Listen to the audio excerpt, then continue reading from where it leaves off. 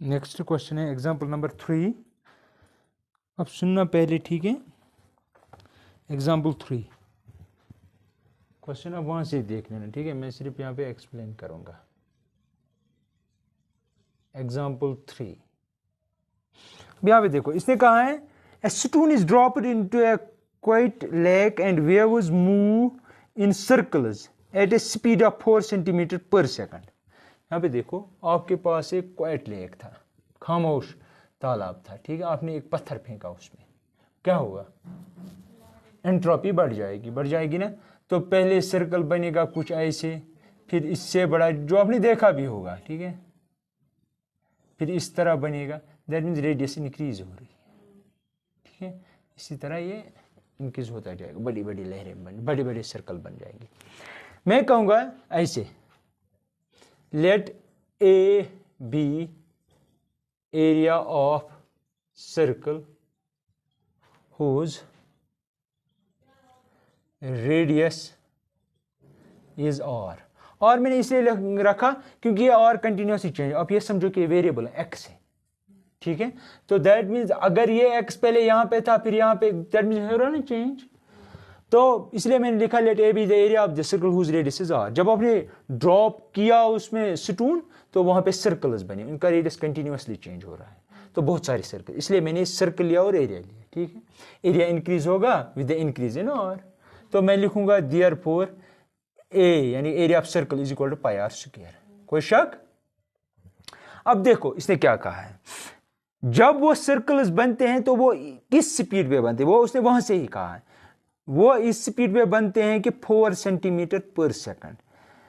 And waves move in circles eight A speed of 4 centimetre पर second. ऐसा है कुछ, 4 सेंटीमीटर पर सेकंड। तो ये क्या होगा? ये तो definitely D by D T है। अब यहां पे क्या होगा? ए होगा कि आर होगा? आर होगा, राइट। क्योंकि सेंटीमीटर है, यहां पे दिमाग अप्लाई करना पड़ेगा। ये गिवन है आपको, ये भी गिवन है। अब देखिए नेक्स्ट, अब क्योंकि ये गिवन है, एरिया भी चेंज हो रहा है। तो एरिया जब चेंज हो रहा है, हम कह सकते हैं D A by D R. तो therefore D A by D R is equal to D by D R की डी बाई डी टी। शाबाश। D A by D T, ठीक है, that is equal to D by D T of A क्या है आपका? Pi are square. इसकी differentiation that is D by, लेकिन यहाँ पे आर है तो बाई चेन रूल हम ऐसा लिख सकते हैं, इंटू डी आर बाई, समझ आया कैसे? बाई चेन रूल, ठीक है। दैट इज इक्वल टू, इसकी differentiation with respect to r, 2 pi r, ठीक है, इंटू डी आर बाई, ये आपका d A by D t. क्योंकि ये कह रहा है at the instant when the radius of the circle wave is 10 centimetre, how, देखो यहां पे क्या कह रहा है, how fast is the enclosed area increasing, ठीक है, किस स्पीड पे ये इंक्रीज हो रहा है।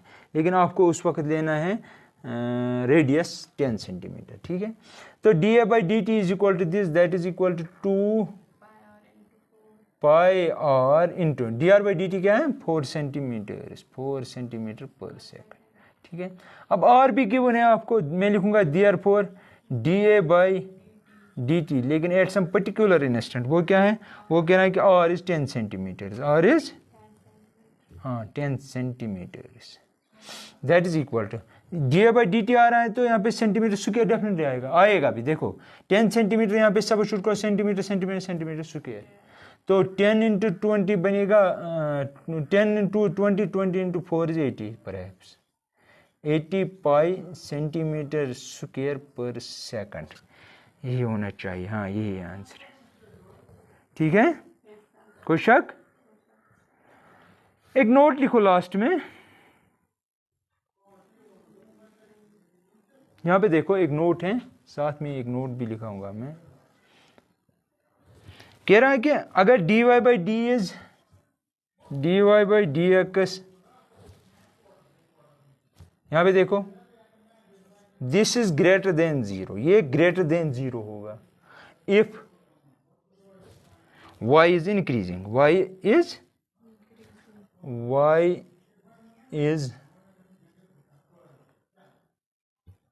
increasing and is less than zero if y is less than zero means ये नेगेटिव लेना पड़ेगा।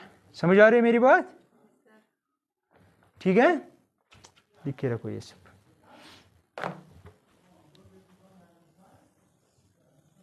जब भी अगर मैं क्वेश्चन वाले ने कहा कि ये इंक्रीज हो रहा है तो पॉजिटिव लेंगे ये, अगर y इंक्रीज हो रहा है तो ये डेरिवेटिव पॉजिटिव लेंगे, अगर डिक्रीज हो रहा है तो y d y by d x negative लेंगे अगर y डिक्रीज हो रहा है। ठीक है, ये अलग से लिखना।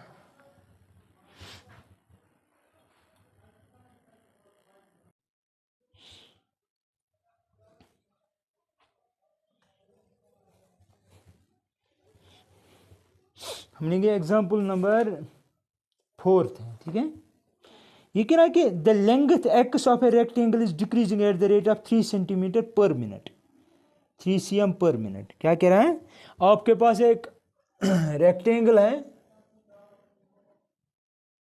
एक रेक्टेंगल है, ये कह रहा है कि the length x of a rectangle, that means ये एक्स है, ये भी डेफिनेटली एक्स ही होगा, of a rectangle is decreasing at the rate of 3 centimetre per minute. उसका क्या मतलब हुआ, d x by D t. तो इसने कहा मैं लिखूंगा वही, मैं लिखूंगा let x be length of rectangle. ठीक, ऑल्सो सिंस इसने कहा है कि it is length is decreasing at the rate of 3 centimetre, तो डिक्रीजिंग का क्या मतलब हुआ, अब देखो नोट में मैंने क्या कहा था, if y is decreasing dy by d x is negative, तो मैं लिखूंगा, इसने लिखा 3 सेंटीमीटर पर सेकंड, तो मैं लिखूंगा -3 सेंटीमीटर पर मिनट। समझ आए माइनस क्यों, बिकॉज ऑफ दैट नोट। ठीक है, and width y is increasing, तो मैं लिखूंगा let y be width of rectangle, corresponding rectangle, इसकी विड्थ y है, अगर ये y है तो ये भी y होगा डेफिनेटली। ठीक है, तो ये कह रहा है कि जो विड्थ है वो हो रही है इंक्रीज, तो since y is increasing at some rate, तो मैं लिखूंगा dy बाई डी टी, क्योंकि पर मिनट लिख रहा है तो इसलिए लिख रहा हूं मैं dy by D t is equal किसके बराबर है, क्वेश्चन वाला कह रहा है कि वो किसके बराबर है, 2 cm पर मिनट, 2 cm पर मिनट। समझ आया? फिर कह रहा है कि when x is 10 and y is 6 centimetre, find the rate of change of A part लिख रहा है, rate of change of perimeter आपको निकालना है। क्या निकालना है, x का वैल्यू दिया है, y का वैल्यू दिया है वहां से, फिर क्या rate of change of perimeter निकाल। लेकिन पेरीमीटर ऑफ रेक्टेंगल किसके बराबर होता है, पेरीमीटर, उसको मैं कहूंगा p for sake of derivative, p is equal to किसके बराबर होता है, दिस पेरीमीटर का मतलब टोटल लेंथ क्या है, तो 2x 2y, that means 2 times x plus y। कोई शक? तो ये है आपके पास पेरीमीटर। तो क्योंकि ये कह रहा है कि find the rate of change of perimeter, तो हमें क्या करना होगा,